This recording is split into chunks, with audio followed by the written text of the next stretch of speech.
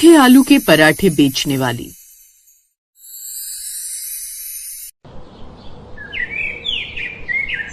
मीनाक्षी हरिनगर गांव के पास में आलू के पराठे का ठेला लगाया करती है और उसके पास पराठे खाने के लिए बहुत ही कम लोग आया करते। सुबह से शाम तक वो आलू के पराठे बेचा करती, लेकिन फिर भी उसकी इतनी कमाई नहीं हो पाती थी कि वो अपने परिवार का गुजारा चला सके। ऐसे ही आज के दिन में मीनाक्षी खुद से कहती है, मुझे कुछ भी समझ में नहीं आ रहा कि आखिर मैं कितनी भी कोशिश क्यों न कर लूं, हर बार मेरी हार क्यों होती है। कहते हैं मेहनत करने वालों की कभी हार नहीं होती। क्या मैं मेहनत नहीं करती? कितने महीने हो गए मुझे ये सोचकर ठेला लगाते हुए कि आज नहीं तो कल मेरी कमाई बहुत अच्छी होगी, लेकिन हर रात मेरे हाथ लगता है तो वो पैसा नहीं होता, वो सिर्फ और सिर्फ निराशा होती है। आखिर क्यों? मीनाक्षी ये बोलकर बहुत ज्यादा उदास हो जाती है और उसके बाद में अपना सारा सामान साफ करके, जो 2-4 ग्राहक आए थे और इधर उधर कूड़ा हुआ था, वो सारा साफ करके घर पहुंचती है। जैसे ही वो घर आती है, उसकी सास सावित्री उससे सवाल करती है, क्या बात है मीनाक्षी बहू, तेरे चेहरे की उदासी बता रही है कि आज भी तेरी कुछ ज्यादा खास कमाई नहीं हुई है। मैं तो कहती हूँ गांव के अंदर एक कपड़े की फैक्ट्री शुरू हुई है। अगर तेरी पराठे बेचकर अच्छी कमाई नहीं हो रही है तो मैं अपनी पड़ोसन से बात करके तेरी नौकरी वहां लगवा देती हूँ। नहीं माँ जी, आप तो जानती हैं कि जब वो मरे थे तो उन्होंने मुझसे वचन लिया था कि मैं कभी भी किसी और के यहाँ काम नहीं करूंगी और हमेशा अपना खुद का काम शुरू करूंगी। और मैं आलू के पराठे इसलिए बेचती हूँ क्योंकि इसमें लागत सबसे कम आती है। अच्छा ये सब छोड़, मैं जानती हूँ कि तेरे ठेले पर पराठे जरूर बचे होंगे, जा उन्हें लेकर आ जा। तू और मैं वही पराठे खाकर अपना पेट भर लेंगे, इसलिए मैंने आज खाना बनाया ही नहीं। मीनाक्षी को खुशी भी होती है कि उसकी सास इतनी ज्यादा समझदार है और बुरा भी लगता है क्योंकि उसकी सास जानती थी कि मीनाक्षी की कमाई ज्यादा नहीं हुई होगी और उसके ठेले पर पराठे बच गए होंगे। ऐसे कुछ दिन गुजरते हैं और एक दिन उसी के ठेले के सामने एक बहुत ही सुंदर दिखने वाली लड़की पायल ठेला लगाती है। उसने भी चाय और आलू के पराठे ही रखे हुए थे। वो इतनी सुंदर थी कि सिर्फ उसे देखने के लिए उसके ठेले पर भीड़ लगने लगती है। और ये सब कुछ देखते हुए मीनाक्षी उदास हो जाती है और खुद से कहती है, आखिर क्यों भगवान, क्यों आपको सारी परीक्षा मेरी ही लेनी है? अरे यहाँ पर तो मुश्किल से मैं ठेले का गुजारा निकाल पा रही थी और आपने मेरे सामने इतनी सुंदर प्रतिभागी लाकर खड़ी कर दी। अब मैं करूँ तो क्या करूँ? मीनाक्षी को लगा था कि पायल के उसके ठेले के सामने आलू के पराठे बेचने से उसे परेशानी होगी, लेकिन शायद किस्मत को कुछ और ही मंजूर था। पायल को देखने और उसके ठेले पर पराठे खाने के लिए कई लोग आया करते और जब पायल अकेले सब कुछ संभाल नहीं पाती तो कुछ ग्राहक अपने आप ही मीनाक्षी के ठेले पर चले जाते। ऐसे ही एक औरत पायल के ठेले पर आती है और कहती है, बहन जी जरा मुझे 4 आलू के पराठे पैक कर दो, घर पर मेहमान आए हुए हैं। आपके घर पर मेहमान आए तो मैं क्या करूं बहन जी? देखिए आपसे पहले भी यहाँ पर 4 लोग खड़े हैं, अगर मैं आपको पहले पैक करके दूंगी तो उन्हें बुरा लगेगा। आप कृपया इंतजार कीजिए। नहीं नहीं बहन जी, मेरे पास इतना समय नहीं कि मैं इंतजार कर सकूं, मेहमान नाराज हो जाएंगे। कोई बात नहीं, मैं सामने वाले ठेले से खरीद लेती हूँ। वो औरत ये बोलकर अब मीनाक्षी के ठेले पर चली जाती है और उसे 4 पराठे पैक करके ले जाती है। ये सब कुछ देखकर मीनाक्षी को भी बहुत खुशी होती है क्योंकि अब जो भी ग्राहक इंतजार नहीं कर पाता या जो भी पायल को दूर से देखना चाहता, वो मीनाक्षी के ठेले पर खड़े होकर पराठे खा लिया करता और पायल को निहार भी लिया करता। इन सब चीजों से मीनाक्षी को बहुत फायदा हो रहा था। आज भी मीनाक्षी की इतनी कमाई हो गई थी कि उसका 1-2 दिन का गुजारा चल जाए, लेकिन वहीं पायल ये सब कुछ देखकर जल रही थी। वो खुद से कहती है, अब मैं अपनी पराठे बेचने की जगह को बदल नहीं सकती, लेकिन क्या करूं? यहाँ पर पराठे का ठेला लगाने से मुझसे ज्यादा तो इस सामने वाली पड़ोसन का भला हो रहा है। मुझे कुछ तो ऐसा करना ही होगा जिससे ये यहाँ पर पराठे बेचना छोड़ दे। अब ऐसा ही होता है। पायल एक आदमी को कुछ पैसे देती है और मौका पाकर वो मीनाक्षी के आलू के मिक्सर में ज्यादा लाल मिर्च मिलवा देता है। मीनाक्षी का भी इस बात पर ज्यादा ध्यान नहीं जाता और वो ज्यादा मिर्ची के आलू के पराठे बनाकर तैयार कर देती है। थोड़ी ही देर में जब सारे ग्राहक उसके मिर्ची के पराठे खाते हैं तो उन्हें वे बहुत पसंद आते हैं। आंटी आपके आलू के पराठे कितने अच्छे बने। मिर्ची वाले आलू के पराठे खाकर तो मजा आ गया। लोग तो नॉर्मल आलू के पराठे बनाते हैं, लेकिन जब हम इस ठंडे ठंडे दही के साथ ये मिर्ची वाले पराठे खा रहे हैं तो बहुत अच्छा लग रहा है। हाँ बेटा, वैसे तो मेरी जुबान को उम्र की वजह से कुछ महसूस ही नहीं होता, लेकिन तेरे ये मिर्ची वाले पराठे इस गर्मा गर्म कड़क चाय के साथ खाकर तो मजा ही आ गया। ऐसे ही पराठे बनाया कर। मीनाक्षी वैसे तो ये बात सुनकर हैरान रह जाती है क्योंकि उसे खुद नहीं पता था कि पराठे में इतनी मिर्ची है। तभी वो एक पराठा खुद खाकर देखती है और अपने मन में कहती है, हे भगवान, इतने तीखे आलू के पराठे! मैं तो इतनी मिर्ची कभी डालती नहीं हूँ। फिर ये क्या हो गया? इतने सालों से यहाँ पर आलू के पराठे बेचने का काम कर रही हूँ। ये भूल मुझसे तो नहीं हो सकती। जरूर ये किसी की चाल है, पर किसकी? मीनाक्षी ये बोलकर जब आसपास देखती है तो पायल उसे अपने ठेले से घूर रही होती है। उसका ध्यान अपने ग्राहकों पर कम और मीनाक्षी के ठेले पर ज्यादा होता है। ये सब कुछ देखकर बेचारी भोली भाली मीनाक्षी खुद से कहती है, हे भगवान, पायल इतनी अच्छी है कि उसको पता था कि मेरे पराठे नहीं बिक रहे और उसने मेरे आलू के मिक्सचर में मिर्च मिलवाई ताकि मेरे पास भी ग्राहक आ सके और मैं तीखे आलू के पराठे बेच सकूं। कितनी अच्छी है ये।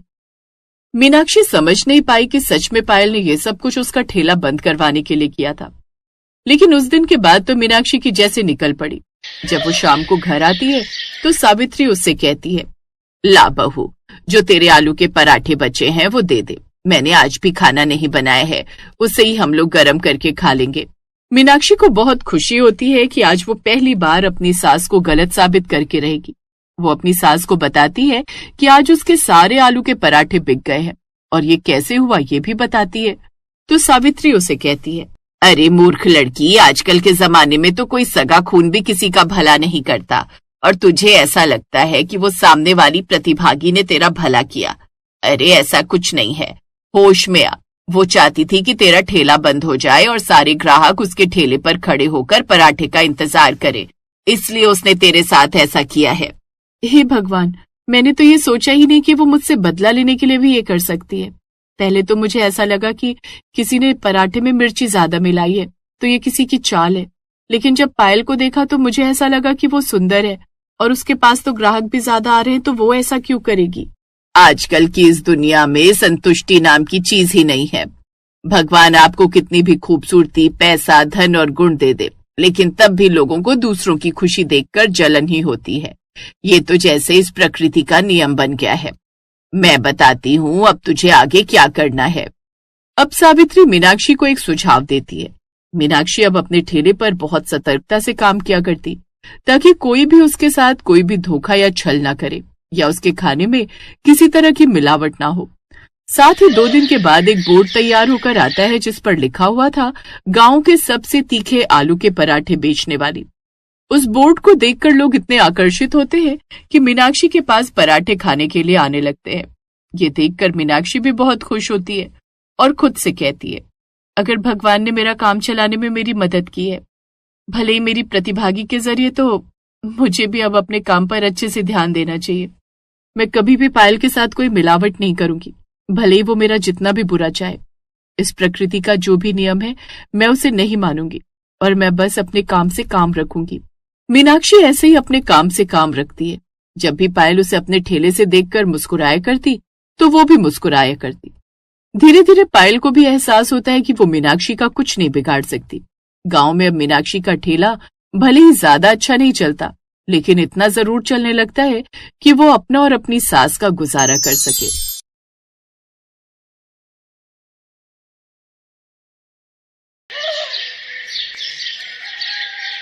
गरीब गुंजन सुबह जल्दी उठकर काफी सारे आलू के पराठे बना लेती है और उन्हें अपनी साइकिल पर रखकर बेचने निकल पड़ती है। आलू के पराठे, गर्मा गर्म करारी करारी चटपटे आलू के पराठे, मक्खन मारकर ले लो ले लो ले लो।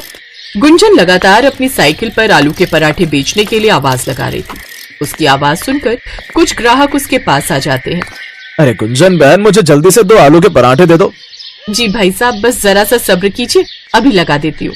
गुंजन अपनी साइकिल रोककर खड़ी हो जाती है। ऐसे ही सामने बनी फैक्ट्री के मजदूर भी उसके पास आलू के पराठे खाने आते हैं। क्या मजेदार पराठे हैं गुंजन बहन, मेरे लिए 2 और लगा दो। हाँ हाँ अभी लो। फिर दिन तक उसके सारे पराठे बिक जाते हैं। इसी तरह वो हर रोज आलू के पराठे बेचने निकल जाती है। उसके हाथ के पराठे सबको बड़े पसंद थे। इसी तरह वो हर रोज सुबह से शाम होने तक आलू के पराठे अपनी साइकिल पर घूम घूम कर गांव भर में बेचती थी। फिर शाम को थकी हारी वो अपने घर पहुंचती है, जहां उसके बूढ़े सास ससुर और अपाहिज पति उसका इंतजार कर रहे होते हैं। बहू आ गई तू? कब से मैं तेरी राह देख रही थी। घर में राशन खत्म हो गया है, अब खाने में क्या बनाएं? आप चिंता मत करिए माँ जी, आज जो कमाई हुई है उनमें से कुछ का मैं राशन ले आती हूँ और बाकी के बचे हुए पैसों से मैं आपकी दवाई भी ले आती हूँ। थकी हारी गुंजन थैला लेकर राशन लेने बाजार चली जाती है और वहीं से दवाई भी ले आती है। फिर घर आकर वो खाना बनाने लगती है कि देखती है कि आग जलाने के लिए लकड़ियां तो खत्म हो गई हैं। अरे, घर में तो लकड़ियां भी नहीं है, मुझे अभी जंगल जाकर लकड़ियां लानी होगी। गुंजन लकड़ियां लेने चली जाती है। कुछ देर बाद घर लौटकर वो सबके लिए खाना बनाती है, फिर सबको खाना परोस कर बर्तन धो देती है। इन्हीं सब में उसे रात का 1 बज जाता है।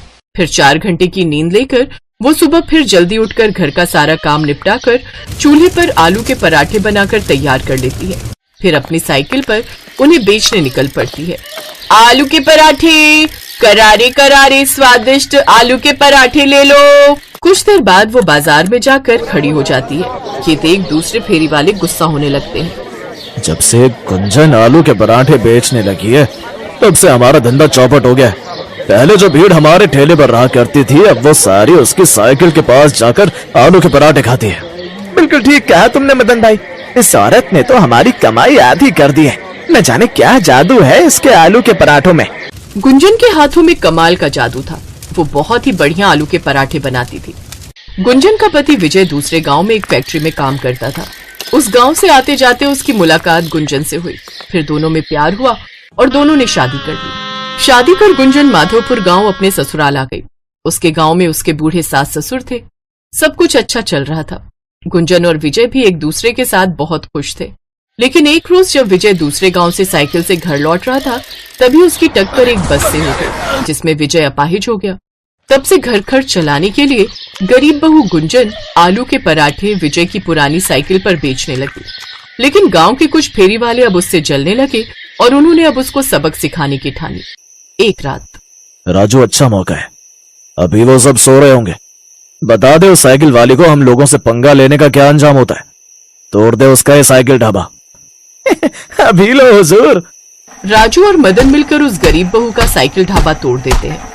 अगली सुबह जब गुंजन बाहर आई तो अपनी साइकिल का ये हाल देखकर हैरान रह गई। हे राम, ये क्या हो गया? किसने किया ये सब? आखिर किसने ये मेरा साइकिल ढाबा तोड़ दिया? अब मैं क्या करूंगी? अपने आलू के पराठे कहाँ बेचूंगी? अब इतने पराठे बनाए, आज बेचने नहीं गई तो बहुत नुकसान होगा। कीड़े पड़े उसे जिसने हमारी साइकिल का ये हाल किया है। बहू तू घबरा मत, अपने पास वो टोकरी है ना, तू उसी में ले जाकर अपने आलू के पराठे बेचने जा। अपनी सास की बात गुंजन को सही लगती है और वो टोकरी में आलू के पराठे और माखन सर पर रखकर बेचने निकल पड़ती है। लेकिन जहां वो पहले कुछ ही मिनटों में पहुंच जाती थी, अब उसे वहां पहुंचने में काफी वक्त लगता था। साथ ही पैदल घूम घूम कर वो थक भी जाती थी। फिर शाम को थकी हारी वो घर पहुंचती है। क्या हुआ गुंजन, तुम्हारा चेहरा क्यों उतरा हुआ है? आज साइकिल न होने के कारण मैं ज्यादा जगह पराठे बेचने नहीं जा पाई, जिससे आज ज्यादा बिक्री भी नहीं हुई और पराठे भी काफी बच गए। ये सब मेरे कारण ही हो रहा है ना। काश ना मैं अपाहिज होता और ना तुम्हें इतने दुख देखने पड़ते। क्या सोचकर तुम्हें ब्याह कर लाया था कि तुम अनाथ हो, जो प्यार खुशियां तुम्हें मायके में नहीं मिल पाई वो मैं तुम्हें दूंगा, लेकिन यहाँ आकर तो तुम्हारी हालत कैसी हो गई है। अब परेशान मत होइए जी, मैं आपके साथ खुश हूँ और भगवान ने एक रास्ता बंद किया है तो वो दूसरा भी जरूर खोलेगा। और बहू, जो पराठे बच गए हैं ना, उन्हीं को गर्म कर दे, आज हम वही खा लेंगे। वो सब वही सुबह के बने हुए आलू के पराठे खाते हैं और सो जाते हैं। फिर अगले दिन वो फिर से आलू के पराठे बनाकर टोकरी में रखकर बेचने निकल जाती है। आलू के पराठे ले लो, आलू के पराठे। लेकिन उस रोज भी उसकी ज्यादा बिक्री नहीं हो पाती और वो उदास होकर एक पेड़ के नीचे बैठ जाती है। हे भगवान, ऐसा ही चलता रहा तो मैं कैसे अपना घर चला पाऊंगी? घर का राशन, सबकी दवाइयां, सब कैसे होगा?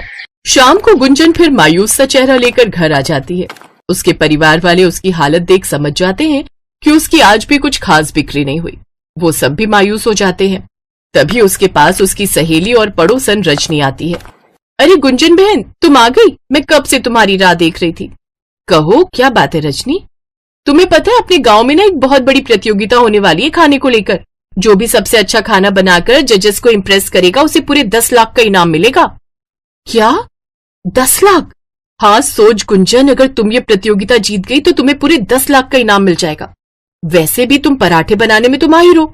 जैसा स्वाद तुम्हारे हाथ के पराठों में है ना, ऐसा कहीं नहीं। और भाग लेने में क्या जाता है, कौन सा इसके पैसे लग रहे हैं। बस फिर क्या था, गुंजन रजनी के साथ वहां गई और उसने प्रतियोगिता में अपना नाम लिखवा लिया। 3 दिन बाद प्रतियोगिता का दिन भी आ जाता है, जहां और भी कई अच्छे घरों की औरतों ने पार्टिसिपेट किया होता है। उन औरतों को देख वो घबरा जाती है। हे भगवान, इन सबको तो मुझसे अच्छा खाना बनाना आता होगा। हे प्रभु, मेरी रक्षा करना। प्रभु का नाम लेकर गुंजन खाना बनाने लग जाती है। वो आलू के मजेदार पराठे बनाकर तैयार कर लेती है। कुछ ही देर में पूरे हॉल में आलू के पराठों की महक फैल जाती है। फिर जजेस अपना फैसला सुनाते हैं। यहाँ पर कई बड़े बड़े घरों की महिलाएं भी शामिल हैं, जिन्होंने कई महंगी महंगी और नई डिशें बनाई हैं, लेकिन जो स्वाद तुम्हारे हाथों के आलू के पराठों में है वो कहीं भी नहीं। इसीलिए इस प्रतियोगिता को तुम जीत गई हो, साथ में 10 लाख का इनाम भी। ये सुनकर गुंजन बहुत खुश होती है।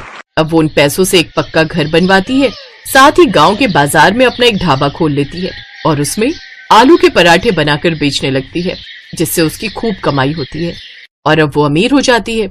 अब गुंजन की गरीबी दूर हो जाती है और वो खुशी खुशी अपना ढाबा चलाती है। Best buddies. Hello friends, thanks for watching this video.